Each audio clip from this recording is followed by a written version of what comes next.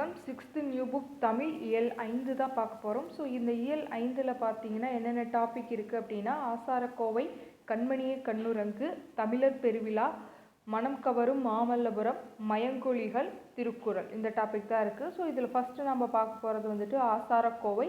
எல்லாமே 1 மார்க் டைப்பில் தான் பார்க்க போகிறோம். உங்களுக்கு எக்ஸாமுக்கு ரொம்பவே யூஸ்ஃபுல்லாக இருக்கும், ரிவிஷன் பண்ண மாதிரி இருக்கும். ஓகேங்களா? ஸோ ஃபஸ்ட்டு பாருங்கள், நன்றி அறிதல் பொறையுடைமை இன்சொல்லோடு என்ற பாடல் வரிகள் இடம்பெற்றுள்ள நூல் எது அப்படின்னா ஆசாரக்கோவை. ஓகேங்களா? ஸோ நன்றி அறிதல் என்ற சொல்லின் பொருள் என்ன அப்படின்னா வந்துட்டு பிறர் செய்த உதவியை மறவாமை. அதே மாதிரி ஒப்புரவு அப்படிங்கிற சொல்லோட பொருள் என்ன அப்படின்னா வந்துட்டு எல்லோரையும் சமமாக பேணுதல்.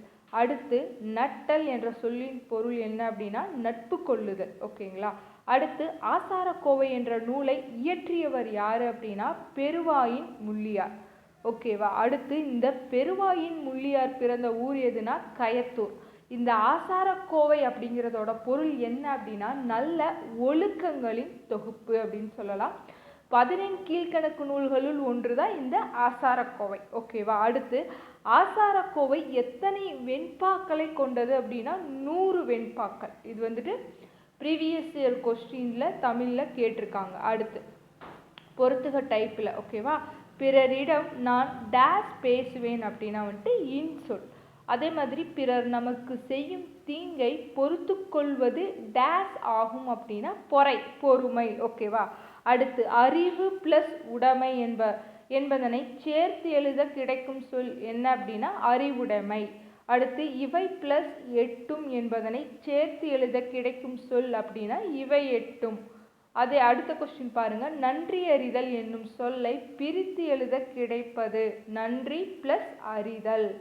அடுத்து பொறையுடைமை என்னும் சொல்லை பிரித்து எழுத கிடைப்பது என்ன அப்படின்னா பொறை ப்ளஸ் உடைமை. ஸோ அடுத்து பார்க்கலாம். அடுத்த டாபிக் பார்த்தீங்கன்னா வந்துட்டு கண்மணியே கண்ணுரங்கு அப்படிங்கிறது. ஸோ இதில் வந்துட்டு பார்க்கலாம், தமிழர்களின் வாழ்க்கை முறைகளை படம் பிடித்து காட்டுவது எது அப்படின்னா நாட்டுப்புற பாடல்கள். ஓகேவா? அதில் நந்தவனம் அப்படிங்கிற அந்த சொல்லோட பொருள் என்ன அப்படின்னா பூஞ்சோலை. பார் என்ற சொல்லின் பொருள் உலகம். பண் என்ற சொல்லின் பொருள் இசை. இளைத்து என்ற சொல்லின் பொருள் பதித்து. ஓகேவா? அந்த பாடல் வரிகளில் பார்த்தீங்கன்னா முத்தேன் முக்கணி முத்தமிழ் வரும். முத்தேன் அப்படின்னா கொம்புத்தேன் மலைத்தேன் கொசுத்தேன். முக்கணி அப்படின்னா மா பலா வாழை. முத்தமிழ் அப்படின்னா இயல் இசை நாடகம். ஓகேவா? இந்த தாலாட்டு எந்த வகை இலக்கியங்களுள் ஒன்று அப்படின்னு சொல்லலாம்னா வாய்மொழி இலக்கியங்களில் ஒன்று. தாள் அப்படிங்கிற அந்த சொல்லோட பொருள் என்ன அப்படின்னா நாக்கு. ஓகேவா? நாவை அசைத்து பாடுவதால் இது தாலாட்டு என்று பெயர் பெற்றது. அடுத்து தாலாட்டு அப்படிங்கிற அந்த சொல்லை பிரித்தெழுத கிடைப்பது தாள் ப்ளஸ் ஆட்டு. ஓகேங்களா? குழந்தையின் அழுகையை நிறுத்தவும் தூங்க வைக்கவும் இனிய ஓசையுடன் பாடும் பாடல் தாலாட்டு. ஓகேவா? புக் பேக் கொஸ்டின் பார்த்துக்கலாம். பாட்டிசைத்து அப்படிங்கிற அந்த சொல்லை பிரித்து எழுத கிடைப்பது பாட்டு ப்ளஸ் இசைத்து. கண்ணுரங்கு என்னும் சொல்லை பிரித்தெழுத கிடைப்பது கண் ப்ளஸ் உரங்கு. வாழை ப்ளஸ் இலை என்பதனை சேர்த்து எழுத கிடைப்பது வாழை இலை. கை ப்ளஸ் அமர்த்தி என்பதனை சேர்த்து எழுத கிடைப்பது கையமர்த்தி. உதித்த என்ற சொல்லுக்குரிய எதிர்ச்சொல் என்ன அப்படின்னு கேட்டிருக்காங்க, மறைந்த அப்படின்னு சொல்லலாம். ஓகேவா? அடுத்து தமிழர் பெருவிழா. ஓகேங்களா? ஸோ எல்லாமே 1 டைப் தான். டக்குன்னு நீங்கள் ரிவிஷன் பண்ணுறதுக்கு உங்களுக்கு ரொம்ப யூஸ்ஃபுல்லாக இருக்கும். ஸோ ஒரு டைம் புக்கை படிச்சிட்டிங்கன்னா இது உங்களுக்கு ஈஸியாக ரிவிஷன் பண்ணுற மாதிரி இருக்கும். இது வரையிலும் படிக்காதவங்களுக்கு ஒரு ஐடியா கிடைக்கும். ஓகேங்களா? ஸோ இயற்கையோடு இணைந்து வாழ்வதே டேஸ் வாழ்க்கை முறை ஆகும். யாருடையதுனா தமிழரின் வாழ்க்கை முறை. அதே மாதிரி கதிரவனுக்கு நன்றி கூறி சிறப்பு செய்யும் விழா எது அப்படின்னா பொங்கல் விழா. உழவர்கள் டேஸ் திங்களில் விதைத்து டேஸ் திங்களில் அறுவடை செய்து பயனடைவர் அப்படின்னா ஆடி திங்களில் விதைத்து தை திங்களில் அறுவடை செய்து பயன் பெறுவர். ஓகேங்களா? அடுத்து டேஸ் திங்கள் முதல் நாளில் பொங்கலிட்டு வழிபடுவர் அப்படின்னா தை திங்கள் முதல் நாள் பொங்கல் பண்டிகை வரும். தமிழர் திருநாள் என்று போற்றப்படும் விழா எதுனா பொங்கல் பண்டிகை. அறுவடை திருவிழா என்று போற்றப்படும் விழா என்னன்னா அதுவும் பொங்கல் பண்டிகை. உழவர் திருநாள் என போற்றப்படும் விழா எதுனா அதுவும் பொங்கல் பண்டிகை. ஓகேங்களா. தமிழர் திருநாள், அறுவடை திருவிழா, உழவர் திருநாள் அப்படின்னு சொல்லலாம். பழையன கழிதலும் புதியன புகுதலும் என்ற பாடல் வரிகள் இடம்பெற்ற நூல் எதுனா நன்னூல். ஓகேவா. வீட்டில் உள்ள பயனற்ற பொருள்களை நீக்கி வீட்டை தூய்மை செய்யும் நாள் என்னன்னா போகி திருநாள். அது எப்போ வரும் அப்படின்னா மார்கழி மாதத்தின் இறுதி நாளில் வரும். அதை தான் அப்படியே கொஸ்டினாக கேட்டிருக்காங்க. மார்கழி மாதத்தின் இறுதி நாளில் கொண்டாடப்படும் விழா எது அப்படின்னா போகி திருநாள்.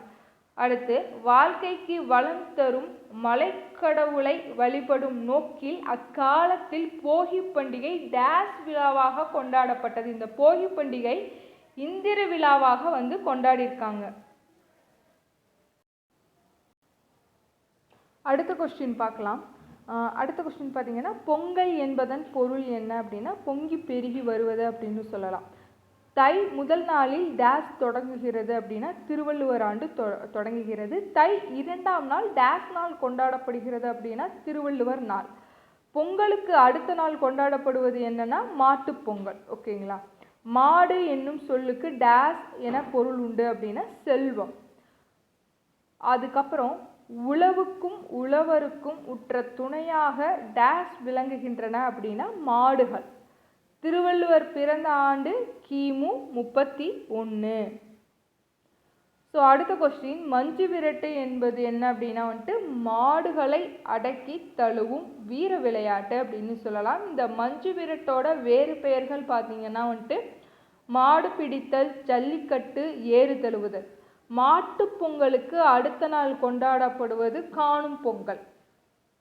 ஸோ அந்த காணும் பொங்கல் அப்படின்னா உற்றார் உறவினர் நண்பர் இவங்கெல்லாம் வீட்டுக்கு சென்று விருந்து சாப்பிட்டு அந்த கண்டு மகிழ்வர் அப்படிங்கிறது தான் சொல்லியிருக்காங்க. ஓகேங்களா. ஸோ அடுத்து பாருங்கள், இயற்கை, உழைப்பு, நன்றி உணர்வு, பண்பாடு ஆகியவற்றை போற்றும் விழா தான் இந்த பொங்கல் விழா. இந்த பொங்கல் விழா ஒவ்வொரு ஸ்டேட்லேயும் ஒவ்வொரு பேரில் கொண்டாடுறாங்க. ஸோ அதில் நம்ம பார்த்தோன்னா இந்த அறுவடை திருநாள் ஆந்திரா, மராட்டியம், உத்தரப்பிரதேசம் ஆகிய மாநிலங்களில் எந்த பெயரில் கொண்டாடப்படுகிறது அப்படின்னு பார்த்தீங்கன்னா மகர சங்கராந்தி. அதே மாதிரி இந்த அறுவடை திருநாள் பஞ்சாப் மாநிலத்தில் என்ன பெயரில் கொண்டாடப்படுகிறது அப்படின்னு பார்த்தோன்னா லோரி. ஓகேங்களா. அதே மாதிரி குஜராத், ராஜஸ்தான் அறுவடை திருநாள் குஜராத், ராஜஸ்தான் மாநிலங்களில் என்ன பெயரில் கொண்டாடப்படுகிறது அப்படின்னா உத்தராயன். ஓகேவா. ஸோ புக் பேக் கொஸ்டின் பார்க்கலாம். கதிர் முற்றியதும் டேஸ் செய்வர், அறுவடை செய்வர். விழா காலங்களில் வீட்டின் வாயிலில் மாவிளையால் டேஸ் கட்டுவர், தோரணம். பொங்கல் பிளஸ் அன்று என்பதனை சேர்த்தெழுத கிடைக்கும் சொல் பொங்கல் அன்று. அடுத்து, போகி பண்டிகை என்னும் சொல்லை பிரித்தெழுத கிடைப்பது போகி பிளஸ் பண்டிகை. அடுத்து, பழையன கழிதலும் டேஸ் புகுதலும், புதியன புகுதலும். அடுத்து, பச்சை பசேல் என்ற வயலை காண இன்பம் தரும், பட்டுப்போன மரத்தை காண டேஷ் தரும் அப்படின்னா அந்த பாடல் வரிகளில் வரும், துன்பம் தரும். ஓகேங்களா. ஸோ இவ்வளோதான், ரொம்ப ஷார்ட்டாக முடிச்சிடலாம். அடுத்து, மனம் கவரும் மாமல்லபுரம். மாமல்லபுரத்தை பற்றி பார்த்தோன்னா மற்போரில் சிறந்தவன் யாருன்னா நரசிம்மவர்மன். நரசிம்மவர்மனுடைய சிறப்பு பெயர் மாமல்லன். அதே மாதிரி இந்த பஞ்சபாண்டவர் ரதம் எங்கே இருக்குன்னா மாமல்லபுரத்தில் தான் இருக்குது. நரசிம்மவர்மனுடைய காலம் 7ஆம் நூற்றாண்டு. அந்த பஞ்சபாண்டவர் ரதம் எங்கே இருக்குன்னா மாமல்லபுரத்தில் தான் இருக்குது. ஓகேங்களா. ஸோ 2 டைம் ரிப்பீட் ஆகிருக்கு. அந்த மாமல்லபுரத்தில் காண வேண்டிய சிறப்பான இடங்கள் அர்ஜுனன் தபசு, கடற்கரை கோவில், பஞ்சபாண்டவர் ரதம், ஒற்றைக்கல் யானை, குகை கோவில், புலிக்குகை, திருக்கடல் மல்லை. ஓகேங்களா. அதே மாதிரி கண்ணனின் வெண்ணெய் பந்து, கலங்கரை விளக்கம் இதெல்லாம் நம்ம பார்க்கலாம். ஸோ அதுக்கப்புறம் பார்த்தீங்க அப்படின்னா நரசிம்மருக்கு பாறை நிழல் எதை போன்று தெரிந்தது அப்படின்னா யானை போன்று தெரிந்தது.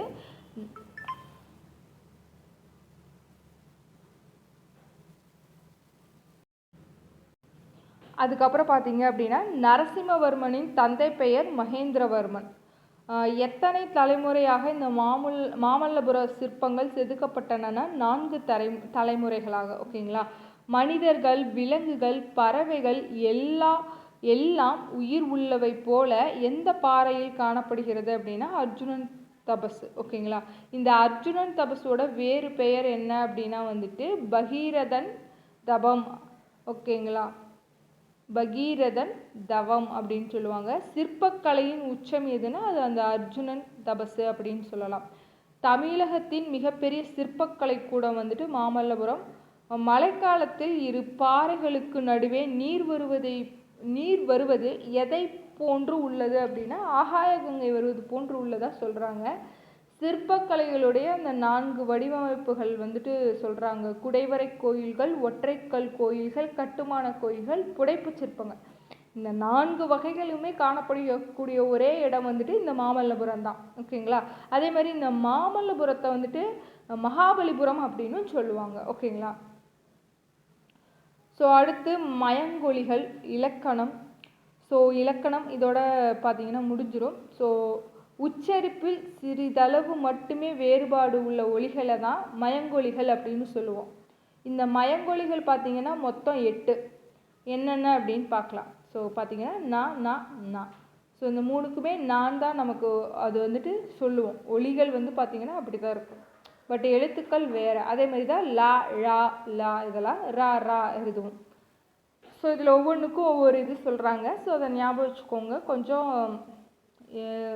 இலக்கணம் வந்துட்டு கொஞ்சம் இதாக இருந்தாலும் நீங்கள் படித்து தான் ஆகணும், ஏன்னா அதிலிருந்து கொஸ்டின் கேட்பாங்க. இப்போ பாருங்கள், நாவின் நுனி மேல்வாய் அன்னத்தின் நடுப்பகுதியை தொடுவதால் பிறக்கும் எழுத்து நா. ஓகேங்களா, அதே மாதிரி இந்த நாவின் நுனி மேல்வாய் அன்னத்தின் முன்பகுதியை தொடுவதால் பிறக்கும் எழுத்து நா. இந்த நாக்கும் உள்ள வித்தியாசத்தை சொல்கிறாங்க. இதே அந்த இது வந்துட்டு நீங்கள் வந்துட்டு இந்த நாவின் நுனி மேல்வாய் அன்னம் அங்கே இங்கெல்லாம் வந்துட்டு கன்ஃபியூஸ் ஆகிக்காதீங்க. நடுப்பகுதி முன்பகுதி உள்ள நல்லா வளைஞ்சதுன்னா நடுப்பகுதினா பெரிய 3 சுழினா, முன்பகுதி அப்படின்னா 2 சுழினா. ஓகேங்களா, நா. ஓகேங்களா, ஸோ அதே மாதிரி வந்துட்டு அடிப்பகுதியை நாவின் நுனி மேல்வாய்ப்பல்லின் அடிப்பகுதியை தொடுவதால் பிறக்கும் எழுத்து நா. ஓகேங்களா, ஸோ அடுத்து பாருங்கள், தகரத்தை அடுத்து வரும் நகரம், எடுத்துக்காட்டு டன் நகரம் அப்படின்னு சொல்லுவோம். தகரத்தை அடுத்து வரும் நகரம் தன் நகரம், ரகரத்தை அடுத்து வரும் நகரம் ரன் நகரம். ஸோ அந்த மாதிரி சொல்லுவோம். ஸோ அடுத்து பார்த்திங்கன்னா டா என்னும் சொல்லுக்கு முன் இன் வரும். மேக்ஸிமம் வந்துட்டு நம்ம தமிழ் எழுத்துக்களை பார்த்திங்கன்னா இந்த சொல்லுக்கு முன்னாடி இது வரும் அப்படிங்கிற மாதிரி சொல்லுவாங்க. இப்போ கண்டம், வண்டி, நண்டு. இப்போ இதில் பார்த்திங்கன்னா வந்துட்டு டா அப்படிங்கிற சொல்லுக்கு முன்னாடி பார்த்திங்கன்னா இந்த இன் வந்திருக்கு. அதே மாதிரி ரா அப்படிங்கிற என்னும் சொல்லுக்கு முன்னாடி இன் வரும். எப்படி என்ன அதாவது 2 சுழியின். டா அப்படின்னா 3 சுழியின், ரா அப்படின்னா 2 சுழியின். ஓகேங்களா, ஸோ இப்போ அதுக்கு எக்ஸாம்பிள் சொல்லியிருக்காங்க, மன்றம், நன்றி, கன்று. ஓகேங்களா, ஸோ அடுத்து பாருங்கள், நகரம் வர வேண்டிய இடத்தில் நகரம் எழுதினால் பொருள் மாறுபடும். ஓகேங்களா, இப்போ வானம் அப்படின்னா வெடி. இது ஓகேங்க. ஸோ இதில் வந்துட்டு மாற்றி கொடுத்துருக்கு. ஸோ கரெக்டாக பார்த்தீங்கன்னா 3 சுழினா. ஓகேங்களா, 3 சுழினா வந்துன்னா வெடி, 2 சுழினா வந்ததுன்னா ஆகாயம். அதே மாதிரி இப்போ பனின்னு வச்சுட்டோம்னு வச்சுக்கோங்க, 3 சுழி, ஏன்னா ஒரு எழுத்து வந்து பொருளை மாற்றிடும். பனி அப்படிங்கிறது பார்த்தீங்கன்னா வேலை, பனி அப்படின்னா குளிர்ச்சி, இந்த மாதிரி. ஓகேவா, ஸோ அடுத்து பாருங்கள், நாவின் 2 பக்கங்கள் தடித்து மேல்பற்களின் அடியை தொடுவதால் தோன்றும் எழுத்து லா. அதே மாதிரி அந்த ஃபஸ்ட்டு 4 லைன் அப்படியே தாங்க வரும். அந்த சென்டர் லைனை நீங்கள் வந்துட்டு வச்சு என்ன பண்ணிக்கணும். அது எப்படின்னா, நாவின் 2 பக்கங்கள் தடித்து மேலன்னத்தின் நடுப்பகுதியை தொடுவதால் தோன்றும் எழுத்து ழா. இன்னும் கொஞ்சம் உள்ளே போனீங்கன்னா வளைந்து வருடுவதால் அப்படின்னு வந்ததுன்னா லா, சிறப்புலான்னு சொல்லுவோம்ல அந்த லா. ஓகேங்களா, மேற்பற்களோட அந்த அடிப்பகுதியை தொட்டால் லா, அதே மாதிரி நடுப்பகுதியை தொட்டால் லா, அதே மாதிரி வளைந்து வருடுவதால் தோன்றும் எழுத்து பார்த்தீங்கன்னா சிறப்புலா, லா அப்படின்னு நல்லா இழுத்து சொல்லுவோம் அந்த மாதிரி. ஓகேங்களா, அதே மாதிரி தான் பொருளும் பார்த்தீங்கன்னா அந்த லா வேறுபடும். இப்போ விலை அப்படின்னா பொருளின் மதிப்பு, விலை அப்படின்னா உண்டாக்குதல், விலை அப்படின்னா விரும்பு. அதே மாதிரி தான் இந்த இலையிலையும் வரும். இப்போ நார்மலாக இந்த லா போட்டோம்னு வச்சுக்கோங்க, இலை அப்படின்னா செடியோட இலை. அதே மாதிரி இலை அப்படின்னா மெலிந்து போதல், இலை அப்படின்னா வந்துட்டு நூல் இலை அப்படின்னு சொல்லுவாங்க. ஓகேங்களா, நாவின் நுனி மேலெண்ணத்தின் முதல் பகுதியை தொட்டு வருவதால் தோன்றும் எழுத்து ரா.